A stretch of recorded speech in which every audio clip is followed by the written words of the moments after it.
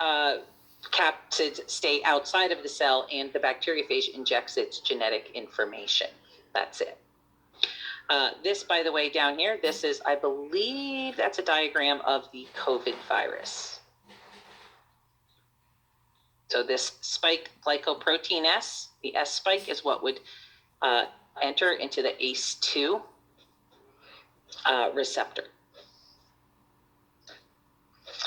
All right, in taxonomy, we classify viruses a couple of different ways, but there is kind of a general order. We first start out with, is it an RNA virus or a DNA virus? So we have DNA viruses and we have RNA viruses. Remember, the genetic material found inside of a virus can be DNA or RNA, but it's never going to be both.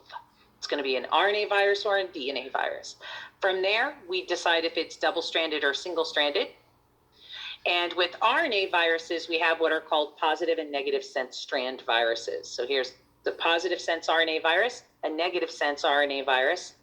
This is double-stranded, and this is a DNA virus that's providing positive sense strand RNA. And we'll look at each of these processes very briefly if we have time.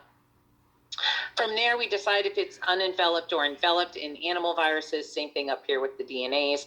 And then from there, we look into Viridae virus, and then the species is the disease that it causes. So in this taxonomy here, one of the things that occurs is we look at either its replication cycle, so how the DNA replicates, such as retroviruses, or we take a look at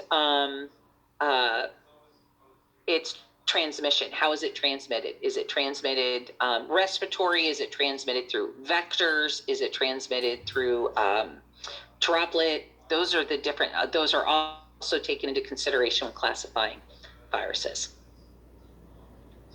Here's human viruses based on transmission routes, right? So we have enteric viruses. Remember, we look at bacteria, we have enterics. Enterics are bacteria that are in the gastrointestinal system.